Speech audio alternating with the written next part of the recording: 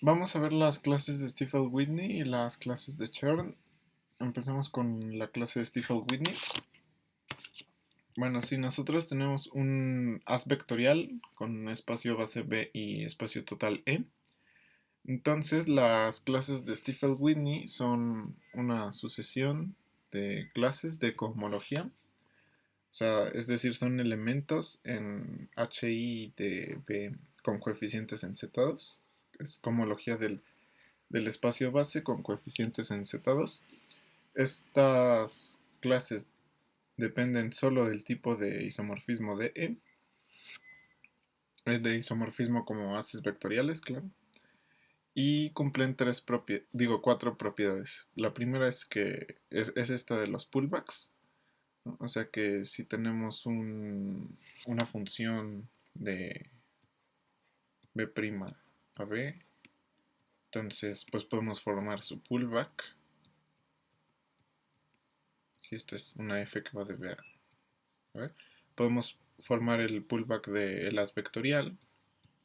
Entonces, lo que se va a cumplir es que la clase Stiefel-Whitney del pullback va a ser lo mismo que el mapeo inducido por F aplicado en W, porque, bueno, o sea, tenemos F que va de B' a B. Entonces, en cohomología, F induce un, un homomorfismo de BAZ2 a B' Z2. Entonces, la clase de Stiefel-Whitney del pullback va a ser lo mismo que la clase de Stiefel-Whitney aquí de el as E y luego aplicándole el mapeo inducido en cohomología por F, ¿no? Bueno, la siguiente propiedad es que preserva las sumas directas. O sea que la clase de Stiefel-Whitney de una suma directa es el producto copa de de las dos clases de Stiefel-Whitney. Bueno, a esta W la llamamos la clase total de Stiefel-Whitney, que es uno más la suma de los WIs. O también podríamos poner que es la suma de los WIs con I mayor o igual a cero y definir WI eh, como 0 cuando, no digo WI, definirlo como uno cuando I es igual a cero. Bueno, la siguiente propiedad es que cuando I es mayor que la dimensión de E, entonces la clase de Stiefel-Whitney en ese grado vale cero. Y la siguiente, esta nos asegura que todas estas clases no son triviales, ¿no? O sea que lo que dice es que la clase 1 de Stiefel-Whitney va a ser un generador de la 1 cohomología del RP infinito con coeficientes encetados cuando tenemos el as canónico lineal que va de E a RP infinito. Y sí, o sea, esto es necesario porque si no eh, podríamos tomar pues todas las WI como cero y pues las primeras tres propiedades sí se cumplen, pero la 4 es para asegurar que no se puede hacer eso. Ok, para demostrar este teorema vamos a necesitar el teorema de Leray-Hirsch, que dice que si nosotros tenemos un haz fibrado y nos tomamos un anillo conmutativo, tal que la cohomología en grado n es un R módulo libre finitamente generado para algún n, y tenemos que existen clases de cohomología tales que la inclusión, esta es la inclusión, que va de la fibra a E. Entonces, esto en cohomología da un mapeo que va de E a F. Entonces, las imágenes bajo estos mapeos de los CJ van a ser una base para el anillo de cohomología de F. Okay. Entonces, si se cumplen estas dos condiciones, vamos a tener que el mapeo del tensor del anillo de cohomología de B con el anillo de cohomología de F al, al anillo de cohomología de E, que esto, a ver, HP,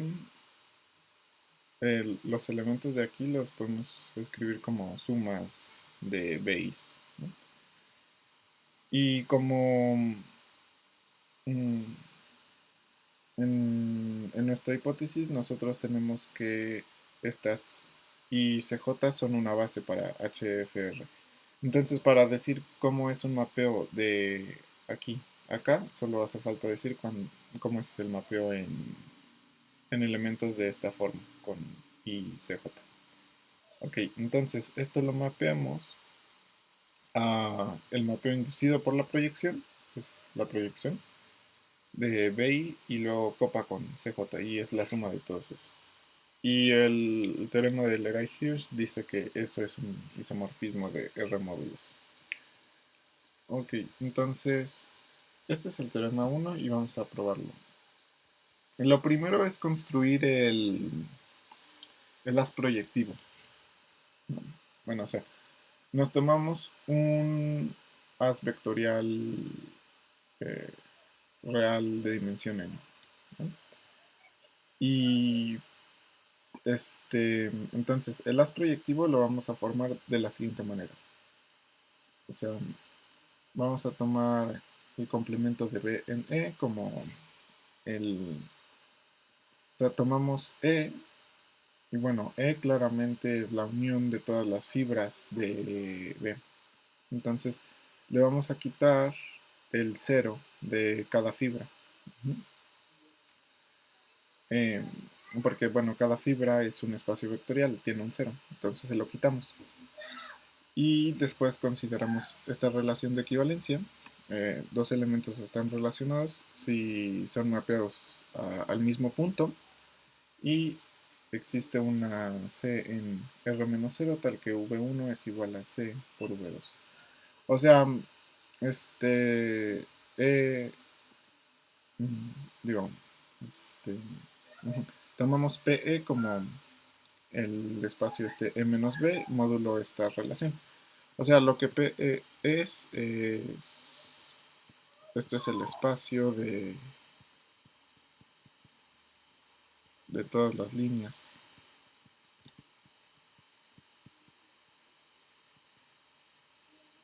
En E. Y después la proyección que va de PE a B la definimos de esta manera. O sea, una clase de equivalencia la enviamos a pi de V. Esto está bien definido porque en la relación de equivalencia habíamos puesto esto. Ok, lo siguiente es que nosotros queremos aplicar el teorema de Leray-Hirsch para el haz proyectivo, para este haz con coeficientes en Z2. Entonces, lo que dice es primero que esto debe de ser un haz fibrado. Entonces vamos a ver que en efecto el haz proyectivo es un haz fibrado. Bueno, lo que sabemos es que pi es un haz vectorial. Entonces, voy a hacer aquí el dibujo. Y bueno, entonces tenemos pi. Entonces, para cualquier punto aquí, podemos encontrar una vecindad, U, y si nos vamos de regreso a E, y tenemos aquí la preimagen, entonces esta preimagen va a ser homeomorfa a U por Rn, ¿no? O sea, este diagrama con mitad. Y phi es, digamos que es el homeomorfismo. Entonces, como U por Rn tiene dos coordenadas, phi de V tiene que ser un mapeo que está dado por dos coordenadas y pues cada una tiene que ser continua. Entonces, podemos tomar el mapeo que va de la preimagen de Pp a U por Rpn-1, que una clase de V la envía a PV y la segunda coordenada es phi2 de V, entonces este. Y bueno, o sea, esto es un elemento de Rn. Entonces, como Rpn-1 lo podemos ver como Rn módulo una cierta relación de equivalencia. Entonces la segunda coordenada va a ser esa phi2 módulo la relación de equivalencia en Rpn-1. Ok, este mapeo pues hay que ver que está bien definido. Está bien definido en este factor justamente por esto, porque en la relación pusimos esto. Y esto está bien definido porque en la relación pusimos esto. Además, pues es continua, pi y phi2 son continuas, la proyección de Rn a Rpn-1 es continua. Y lo siguiente sería ver que tiene una inversa que también es continua. Y pues sí, ¿no? O sea, pi v se envía acá y pues eso está bien definido por esto. Y también es continuo, ¿no? Entonces este mapeo es un homeomorfismo. Y también este diagrama conmuta. Y pues ya eso es todo lo que teníamos que ver para checar que en efecto este proyectivo sí es un asfibrado. Y de hecho su fibra es Rpn-1. Aquí. ¿No? Ok. Ya vimos esta parte que es un asfibrado. R un anillo conmutativo, en este caso va a ser Z2. Lo siguiente es ver que Hn de Fr es un R módulo finitamente generado para algún n. En este caso, f es Rpn-1. Entonces hay que mirar la cohomología de Rpn-1. Okay. Y bueno, es un resultado básico de topología algebraica, que la cohomología del proyectivo es esta de aquí. Es Z2, si 0 está entre, digo, si P está entre 0 y n-1, y es 0 en cualquier otro caso. Y bueno, pues ya de aquí se sigue que Hn de Rpn-1 es un Z módulo libre finitamente generado. Ok.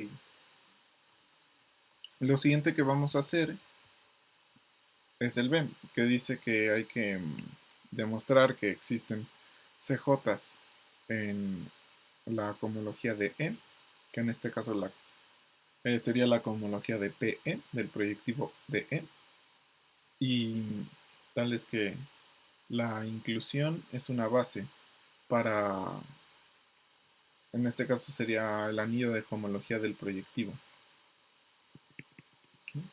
Bueno, entonces,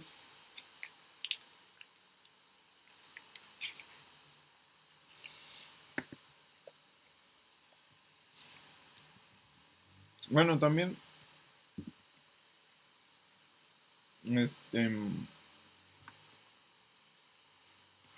todo esto es suponiendo que B es para compacto.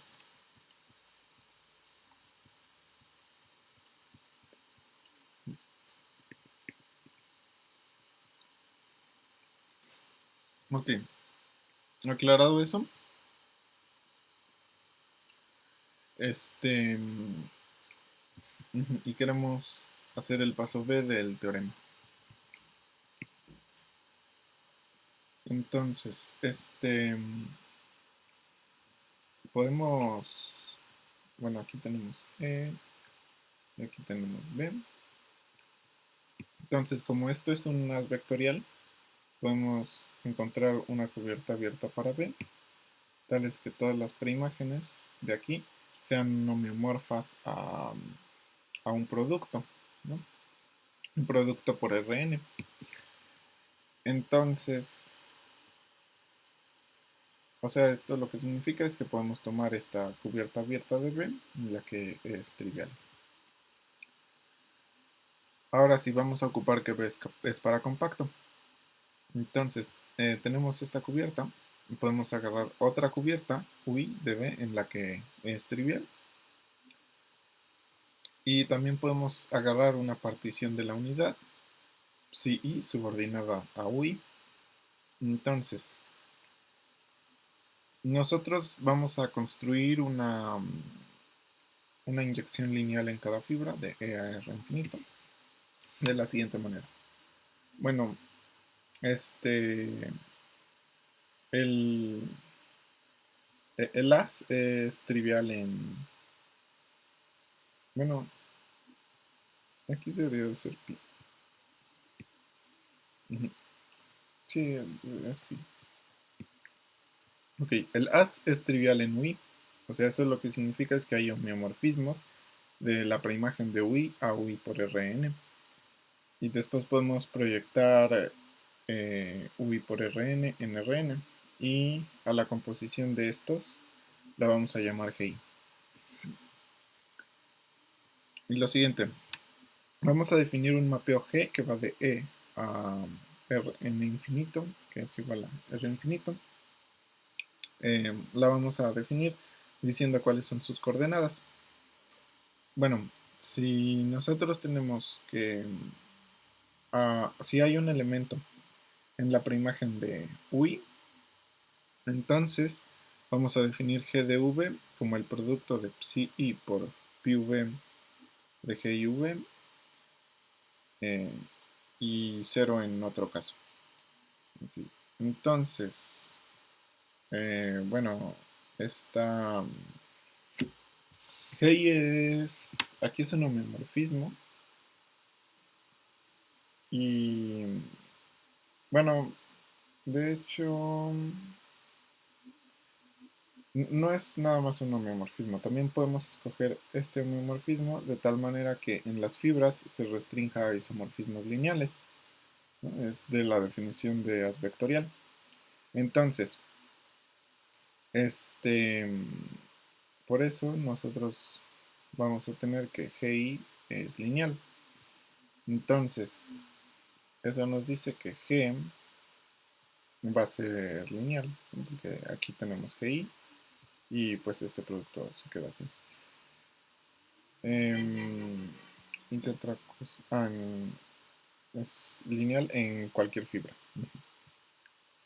Ok, y lo siguiente, eh, o sea, queremos que una inyección lineal en cualquier fibra.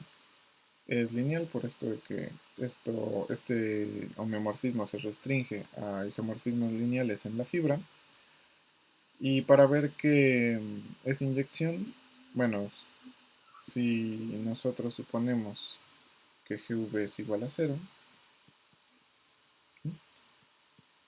entonces eso nos dice que G y V es igual a 0. Porque esto de aquí es una partición de la unidad, entonces no puede valerse. Entonces nos queda este caso, y para algún i, y por esto de que es isomorfismo lineal, pues eso implica que v es 0. Eh, si es que v está en una fibra en específico, ¿no? Tenemos uno de u, digamos. Okay. Lo siguiente es que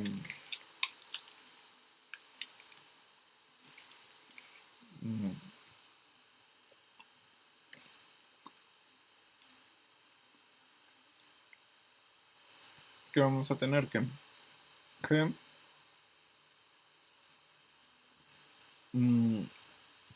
va de E a R infinito.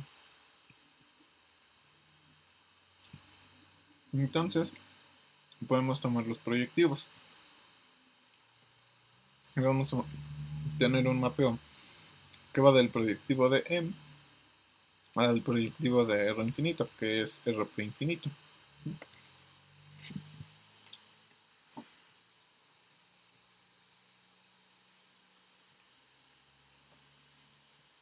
Okay. Lo siguiente, H1 de R infinito, podemos tomar un generador aquí. Entonces, podemos tomar el mapeo, bueno, este mapeo en cohomología induce un mapeo que va de la cohomología de R infinito APE. Entonces, este alfa se manda a un elemento en la 1 cohomología del proyectivo E con coeficientes en Z2. Y vamos a llamar a ese elemento X. Entonces,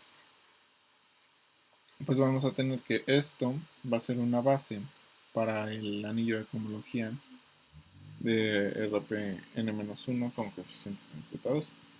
Y pues eso es lo que queríamos para aplicar el teorema de Legage-Hirsch. Entonces, vamos a tener este isomorfismo de R módulos. Ok, tenemos un isomorfismo de R módulos. En este caso es Z2 módulos. Además, nosotros sabemos que el tensor de la cohomología de B con coeficientes en Z2 con la cohomología de RPn-1 con coeficientes en Z2, eso pues claramente es un módulo, un HBZ2 módulo libre. Y como habíamos visto que la base de esto es esto, entonces la base de todo esto va a ser esto. O sea, no va a haber generadores extras para esta parte de aquí porque pues aquí ya estamos poniendo que es eso de módulo. Ok. Entonces, como esto es isomorfismo, vamos a tener que el anillo de cohomología del proyectivo va a ser mm,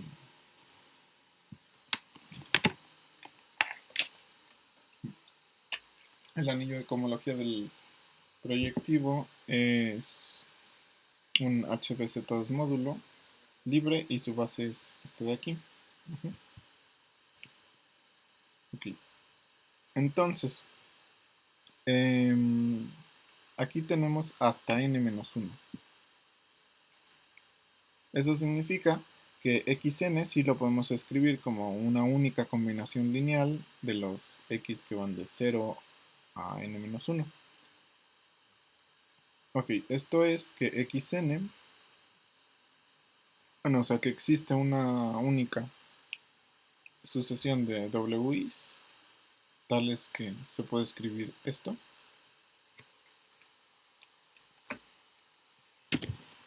Y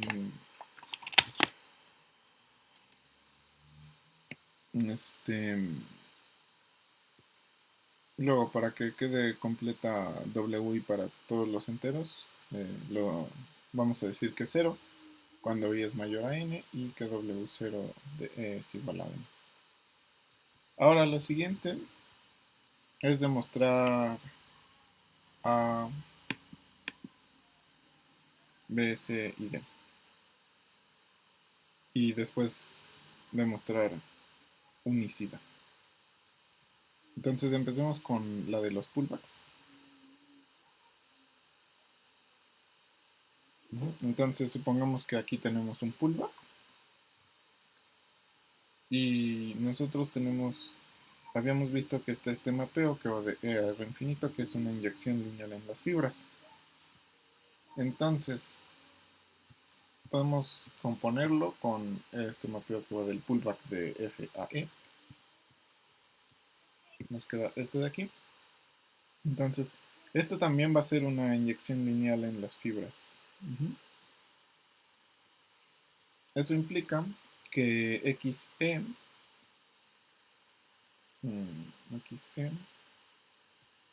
o sea, aquí habíamos escrito esta X,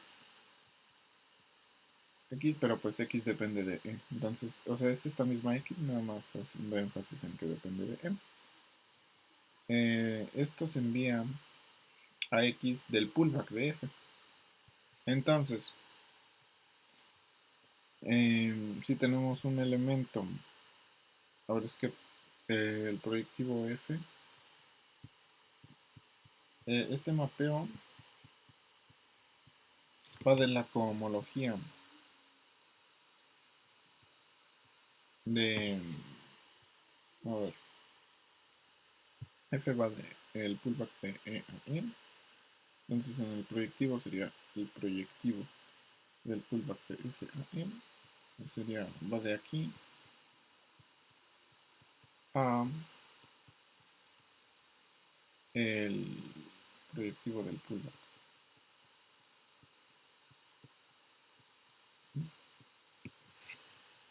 Ok, entonces si tenemos un elemento aquí, podemos, bueno, como esto es un homomorfismo, podemos abrirlo con el producto copa, digo, y a ver, aquí nos queda PF de XE a la n-1, que eso sabíamos que es XF pullback E, entonces lo ponemos así, y también este lo pasamos acá, entonces nos queda así. Okay.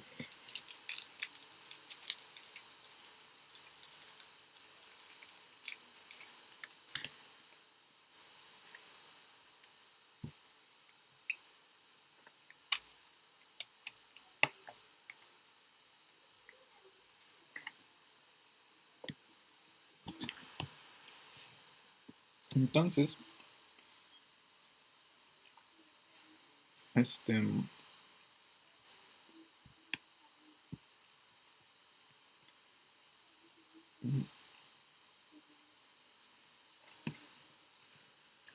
tenemos esta relación. Aplicando PF, tenemos esto de aquí. Y luego, usando el hecho de que PF estrella es un homomorfismo, podemos escribirlo de esta manera. Y usando esto que ya vimos, podemos escribirlo así. Y finalmente esto ya prueba que F estrella de W1M es igual a, es igual a WI de F estrella E.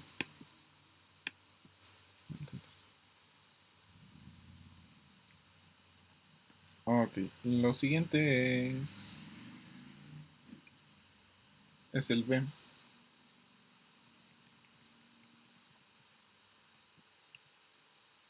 Entonces, supongamos que tenemos la suma directa.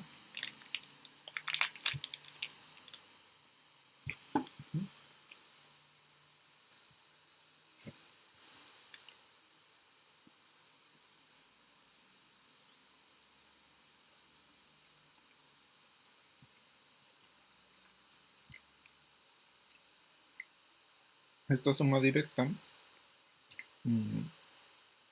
tiene inclusiones de E1 y 2 acá.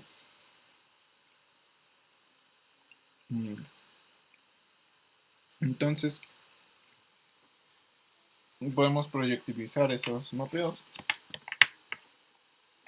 y obtenemos inclusiones del proyectivo de E1 al proyectivo de E2, digo, del proyectivo E1 al proyectivo E2, al proyectivo de la suma directa.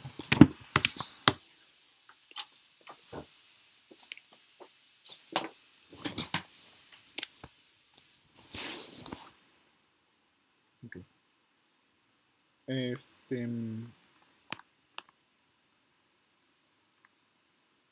Y también tenemos que son disjuntas el proyectivo de E1 con el proyectivo de E2.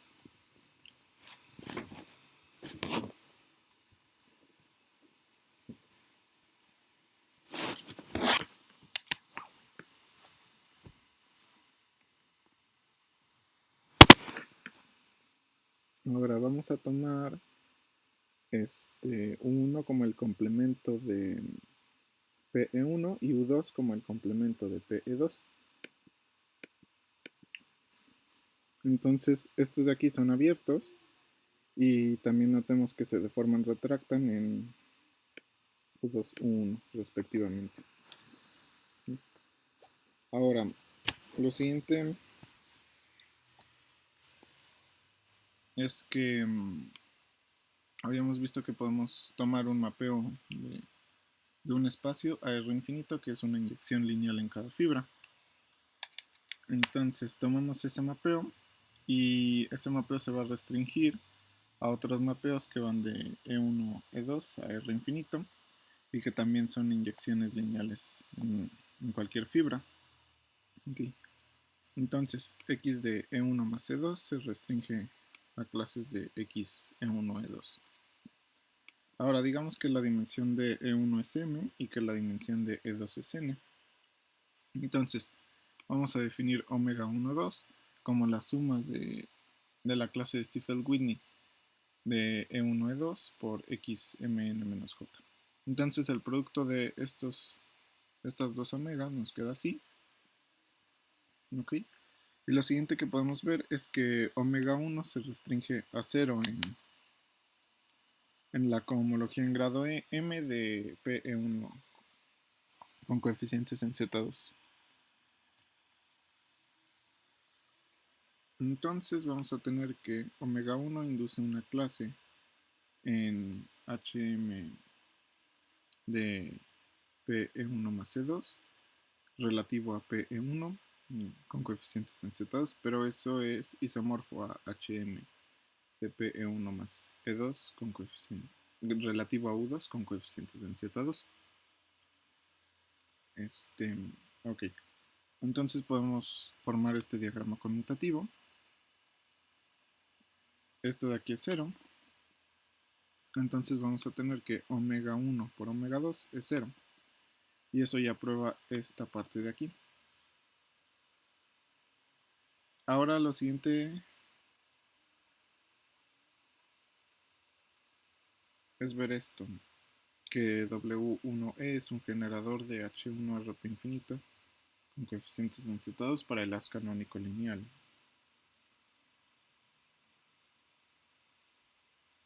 Ok, entonces el haz canónico lineal, recordemos que es el conjunto de todas las líneas, de todos los pares L, V, donde L es una línea en RP infinito y V es un vector de R infinito que está en la línea L. Okay, entonces proyectivizando el pi, que pi es el haz canónico lineal, vamos a tener la identidad. Entonces, el mapeo G, que es una inyección lineal en cada fibra, sería el que L, V lo envía a V. Entonces, XE va a ser un generador de H1RP infinito con coeficientes en Z2. Entonces, la 1 clase Stiefel-Whitney de E también va a ser un generador de H1. Lo siguiente, para mostrar la unicidad de las clases de Stiefel-Whitney, necesitamos este principio de excisión, que dice que para cualquier haz vectorial existe un mapeo que va de FE a B, tal que el pullback de E a FE va a ser una suma directa de haces lineales y P induce una inyección en cohomología. Para aquí es P. Entonces, para la prueba vamos a considerar el pullback. Esto va a contener a un subhaz unidimensional, que es este de aquí, y que cumple que la suma directa de L con su complemento es P. Entonces, por el teorema de Leray-Hirsch, otra vez, que lo estamos aplicando, el anillo de cohomología de PE con coeficientes en Z2 va a ser un H estrella BZ2 módulo inyectivo y su base va a ser las potencias de X del 0 a n-1. Entonces este proceso se puede repetir para L más a PE y pues ya podemos obtener el resultado después de un número finito de pasos. Ok. Entonces vamos a probar la unicidad, ¿no? Primero, W1E, esto está determinado para el haz canónico lineal. Entonces, por C, vamos a ver aquí. Esto te dice cómo está para el haz canónico lineal. Luego, esto te dice cómo es para las sumas directas. Y esto te dice cómo es para en grados mayores a la dimensión. Eh, entonces, por el inciso A, que te dice que son los pullbacks, podemos determinar todas las WIs para cualquier haz lineal. Entonces, después por el inciso B, podemos determinar WI para cualquier suma directa de haces lineales. Y finalmente, usando el principio de excisión, podemos ver que todas las WIs están determinadas para cualquier haz vectorial. Y hasta la próxima.